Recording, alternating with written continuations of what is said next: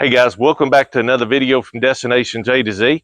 We're here at Blowing Cave Mill in Sevierville, Tennessee, in Sevier County, right at the foothills of the Great Smoky Mountains. We're going to take you through on a tour, give you all the information about this place. This place is going to be amazing.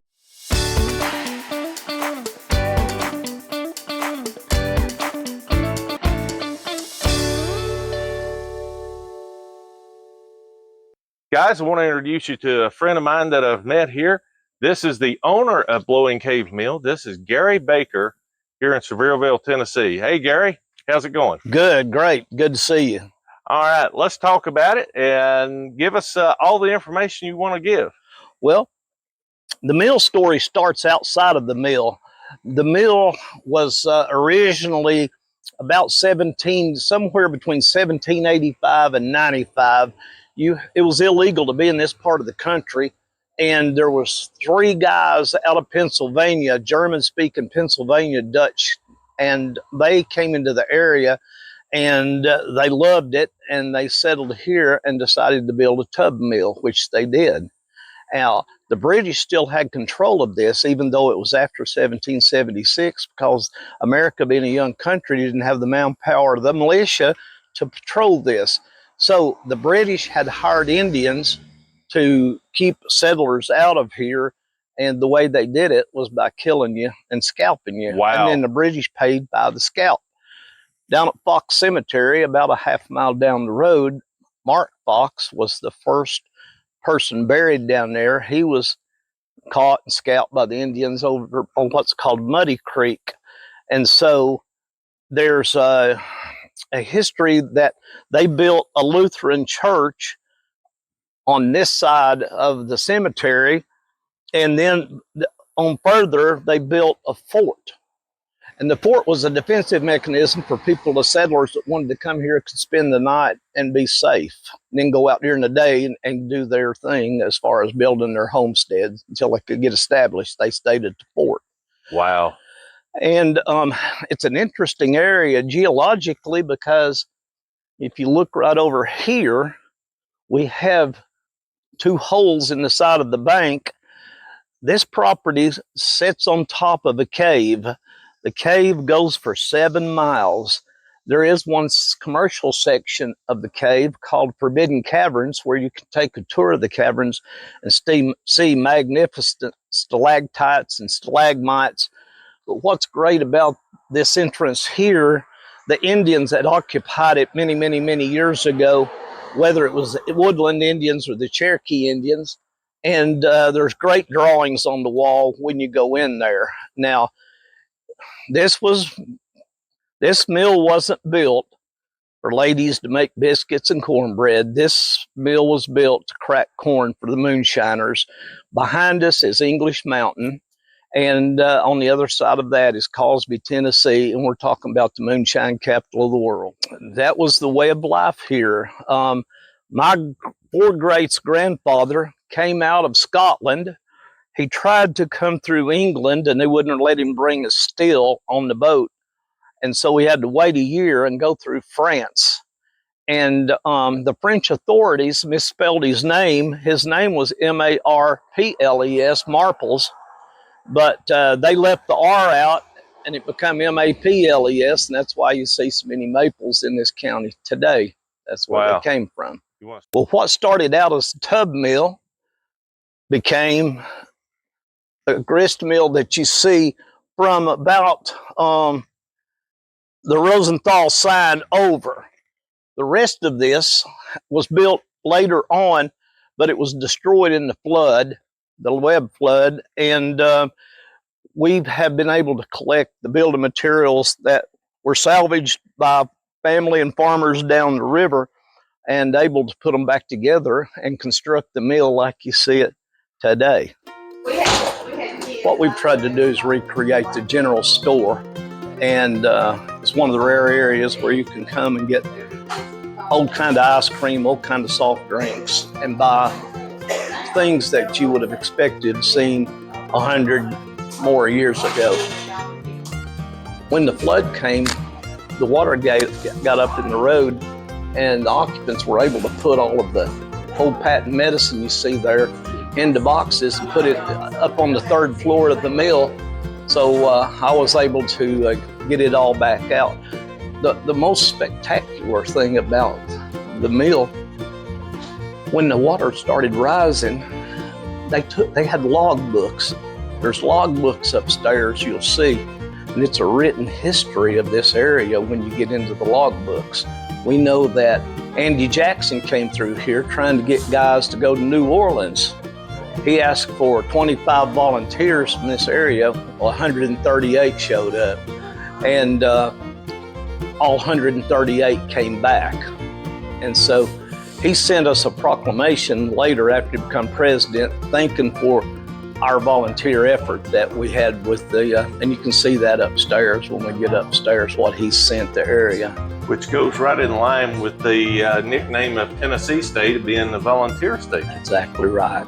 Exactly right. Now, if you'll fast forward a few years, there was a fella came through here named John Crockett. His boy had been born up the country and had gone out to Texas and got into a skirmish with the Mexicans, and they needed volunteers, and 4 guys signed up here from this area and followed them out to Texas, and they were all killed at the Battle of the Alamo.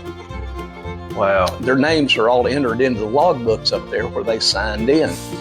Now, when you look around, some of us older folks will understand that there was probably not a kitchen table in this valley or about anywhere that didn't have old oilcloth tablecloths like over here on the wall.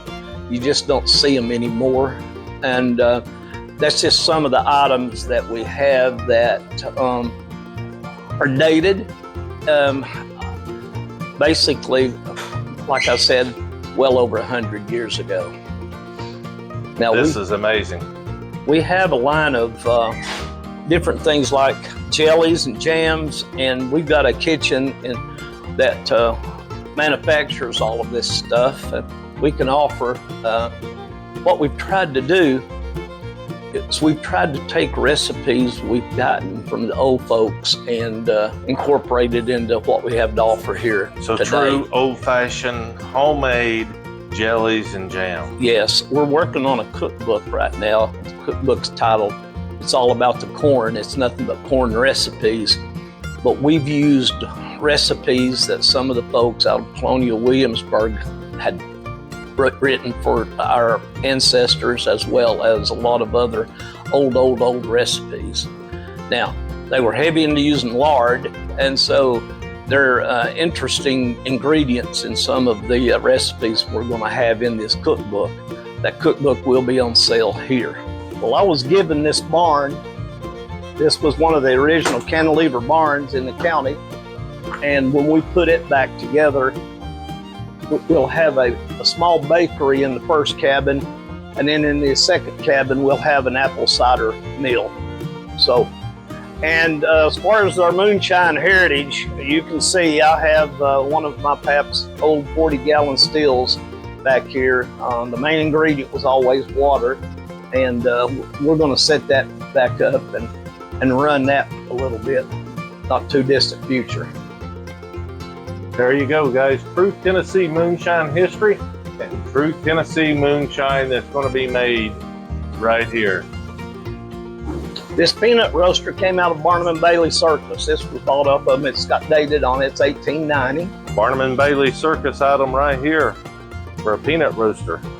But the minute your feet hit that, you just step back in time. Wow. You can come Stepping in. back in time. You can come in and you can see the structures. And of course, this is what holds this. This is the nails that holds the mill together. And most people are probably familiar with hickory pegs. You bored holes by hand, and you stuck these in these holes wet, and they would swell up.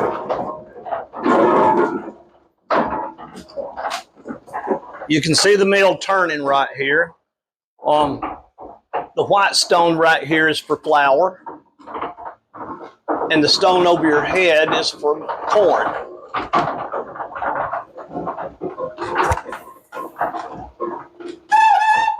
We changed all of the gears out in 1880, except for the one wood gear right there. That's the transition gear, and it operates real smooth when you switch from corn to flour, flour back over.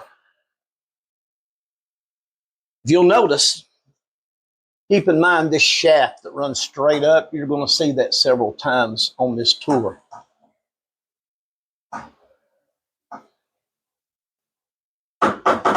This is true history right here, guys. 1785 history. You can see the rock.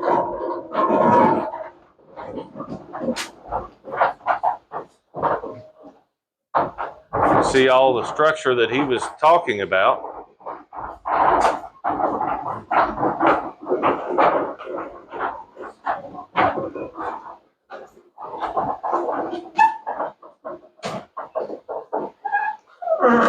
Come on, we'll head upstairs.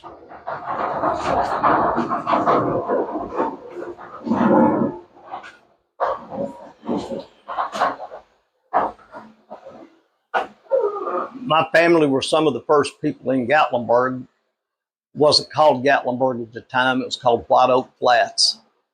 And they were basically displaced out of the park after the park started acquiring right-of-way in the 20s and 30s, and they moved over into town. And Gatlinburg ceased to call themselves White Oak Flats right around the Civil War era. Okay. That's pretty amazing history for your family as well. This is the top of what you saw the bottom of a minute ago.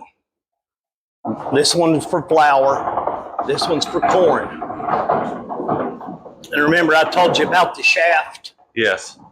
There's part of the shaft right there, and you'll see in a little while why that's important.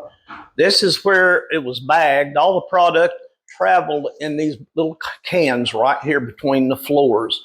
There's a sifter upstairs that separates the different items, and you'll see that shortly as well. This is the old Fair Garden Post Office.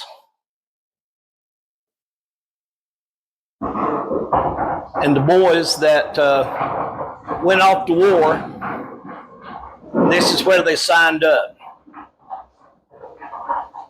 Amazing history right here, guys, from the war.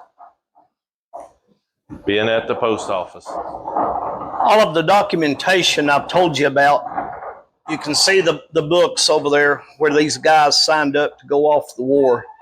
Different ones. You can see, well, this one's 72 right here. But we've got all of the log books. That's pretty much the history of this total mill and the total area. Wow. We're lucky to have these because Absolutely. These got gone. Yep, absolutely. That's absolutely phenomenal. And other things that we were able to save, they could come in here and they couldn't have it here, but if they wanted wagons and different kinds of farm implements, they could order it and they would be delivered here. So I've got all of the old catalogs from stoves, where cook stoves, and ladies could order stoves and so forth. And wow. I've got quite a library of those things. These cranes serve a purpose. There's one behind you right here. These things swing out like this, and they go over the top of the stones. We have bales over here that hook into the side, and you crank this up, and this is how you sharpen the stones. Wow. True 1700, 1800 technology at its finest. The big gray box is the sifter, and that shaft I told you about a while ago is right here. And when it turns, when we engage it, it engages these gears. And that's how that turns the sifter. And the sifter deposits into the box right down here. The finer material first and the coarser material on down the line. Wow. But this is so precise that I can easily turn it just like that. Look at this, turning it by hand. Now, the corn's all about the Indians. The Indians had the corn. So we've started our story out with showing the corn and how the Indians, these were found on site. The British didn't have manpower to patrol this area, so they hired the Indians. That's why during construction, you can't turn a shovel out there that you don't find Indian artifacts of one kind or the other. We'll show you some of those here shortly, but that's one of them right there. This is my grandmother's kitchen. I decided to put it up here and put it all together. They were moonshiners, so they had a little cash and had one of the first refrigerators, electric, that had ever come into the valley. Now, there wasn't TVA, wasn't here yet, so this mill and others like it generated electricity for these valleys and different homesteads, and they were able to have refrigeration, which was huge. This, my four greats grandfather tried to come to the New World, tried to come through England, and they wouldn't let him bring a still on board. So he had to wait a year and go through France. And when he knew that they would probably not let him have it on board, so he cut it up and fashioned it into luggage and was able to get it to the New World and solder put it back together and be in the moonshine business real quick. These are just tools from here, the tools that were used at this mill. There's three major tools here: the froe, the broadaxe, and the foot adze. This is how you split shingles or split boards, called riving. We'd rive boards for the floors and white oak primarily. And the broadaxe, of course, you used to chop them down, but then you would go along the log and score it and make these gashes you see in the logs. And once you got it gashed, you took the foot adze and straddled it and went back down the line, leveling out the boards like you see it right here. Wow. A lot of this stuff, other stuff's this molasses paddle, sorghum paddles, and different implements that were used here at the mill. Question for all the viewers out there, and please comment below. Would you be willing to do things as it was done back in the 1700s and 1800s? Comment below. Well, the Indians, after the Indians, and as the country advanced, there was not much Civil War activity at all in this area. Too many mountains, too many waters, too many obstacles to fight. But there was a cavalry battle called the Battle of Fair Garden that extended from Dandridge, Tennessee to Walter State College. And around 285 guys were killed in that battle. General Grant had sent General Sturgis down to disrupt General Longstreet in Knoxville and the railroad traffic link down there. So that's why they came through here and had this infantry battle. And we've dug up lots of artifacts from not only the Indians, but from the Civil War as well. They used this as a hospital, and that's why when you look at the soft pine floors, you see outlines of men in blood where they bled to death, I guess, or they just didn't have, the main part of it was over here where the sifter went on over the top of it. But this is some of the Indian artifacts we found here on the place. We've got a bunch more. They just displayed a few of them, not the necklaces, but about everything else you see is what was found here. Now, there's a short board over there in the floor, and we were doing some water control, damage control outside the building a few years ago. And I said, I'm going to go inside and take up a floorboard or two and see if we have any inside wall damage. I first thought it was a rat's nest, and I shined my light down in there, and I pulled out a packet of letters. Had a lady's ribbon tied around it, and I found a wad of money the size of your fist. And I found 4 photographs. I found some gold coins and some other coins, and we've got them on display right here. An interesting thing, some of this Civil War, some of this Confederate money was issued in Blount County, our neighboring county over here. And here's a picture of he with his sword. And I'm assuming it may be girlfriends, wives, or family in the other pictures. There's the gold coins and stuff you see right there. Interesting thing right there is Confederate postage stamps.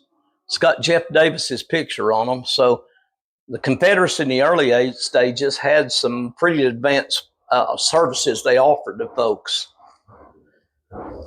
In 1912, around 1912, there was a fraternity that was looking for a cause, and they chose the Great Smoky Mountains and Gatlinburg. There wasn't a road into Gatlinburg then. There was just horse trails. And they wanted to go in and teach the mountain folks cottage industry and a source for revenue, a source of income. My grandmother was one of the first weavers there. This is her loom, and my grandfather built it for her. This is she up here weaving, and those are products that she has woven, and these purses behind you. Pretty good, huh? Oh, this is absolutely amazing. When I got into my grandmother's trunk, now remember she was born in 1890, I found these two little dolls. Of course, they didn't have Corn husk dolls like you know it today, but that was the dolls of the time for the young girls.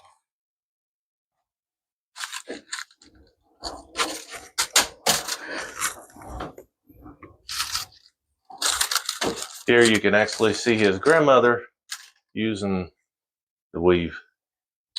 She sold her goods. Aramont would sell the goods, and they got paid by the piece. And so the mountain people all of a sudden had something different. They started having cash. Everything else was the barter system. You either grew it or you killed it if you were going to eat. And that gave them a whole new market, and stores started springing up down in Gatlinburg. Now, my mom was the moonshine side of the family. My dad came down here right after the Second World War, and he was the first candy maker in Gatlinburg. And that's he up on the wall right there. In the old original candy shop picture, the kettles are the same as what he always used, and the stove as well. And we're going to make, luckily I was able to know how to make moonshine on one side of the family and candy on the other. And as it turns out, it's made a great combination. Absolutely. I had the first three go-karts and bumper boats in Pigeon Forge. Really? And all that start and stop, you have a lot of carbon buildup on the heads. And I thought, I know how to fix that. So my family was out of the moonshine business by 1965. There was package stores on every corner.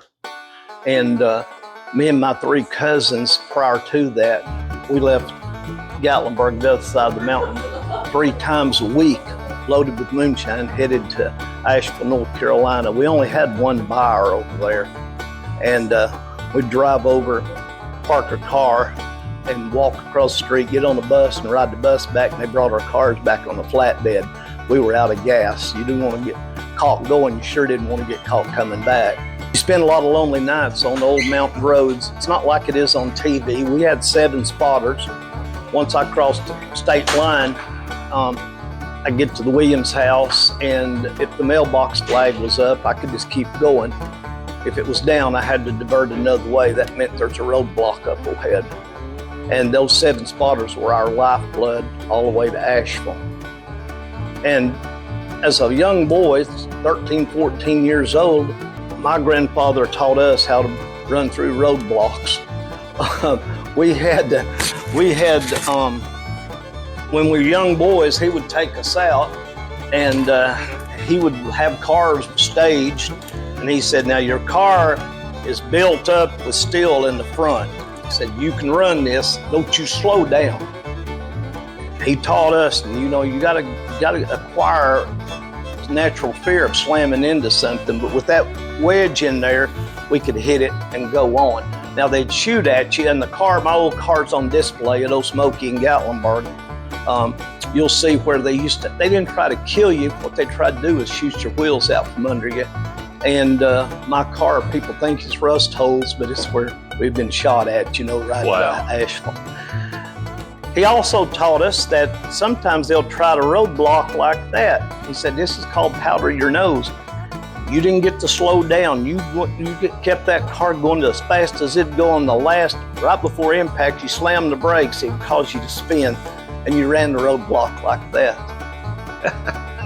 One night I was on the road, and you're in the mountains and early 60s, and there's no radio. It's very boring driving over when you're doing it 3 times a week, and even occasional get shot at it still, that's a little exciting. But I was riding one night, and we drove 15 minutes apart, my 3 cousins behind me, and I remember looking up and saying, Pap, you've taught me how to run through cars, but they've got road graders in the road.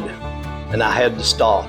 Oh my gosh. They handcuffed me, little 14-year-old boy standing there in handcuffs. They had the newspaper and the radio people over here. They were filming all of this stuff. And I just knew I was on my way to the penitentiary right then, you know. And I couldn't warn my cousins. We didn't have cell phones back then. And so they came in right behind, and we was all standing there handcuffed.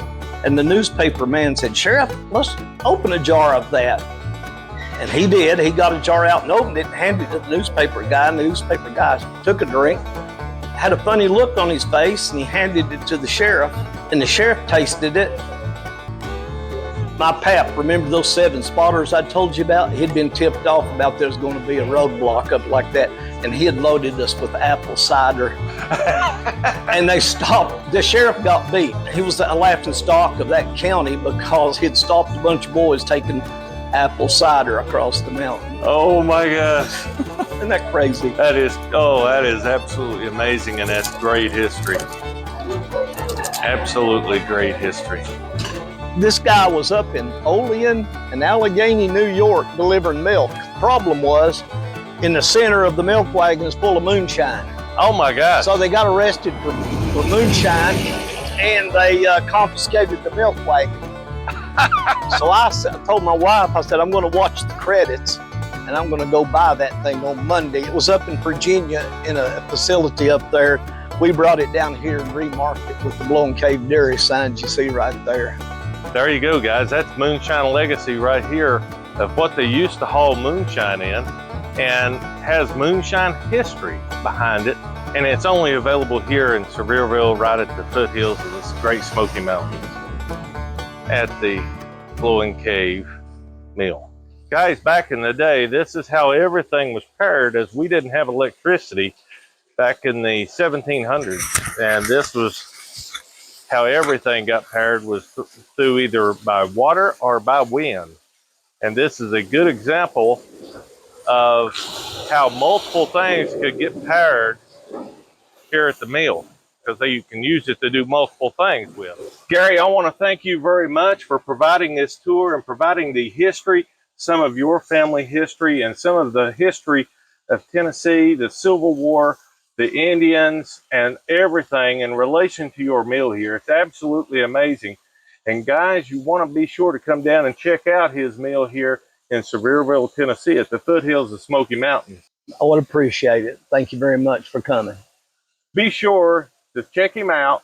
Do you have a website or an email where they can get a hold of you, or a phone number? We do. You can go online and pull up Blowing Cave Mill and get the preliminary that we have done. There's a nice one it's in production right now. We should have that online real soon. There you go. They're still doing work here. Gary's trying to restore this back to its original format and bring you all the history here in the foothills of the Smoky Mountains. So when you come to the Smoky Mountains to visit, and when you come to Gatlinburg or Sevierville, take a side road and come down toward Forbidden Caverns. You can't miss it. It's literally right on the road. And I'm sure he would appreciate you stopping by and saying hello. Guys, we want to thank you for watching it. Don't forget to hit that like and subscribe at the below. And remember, as always, from us at Destination J to Z, safe travels.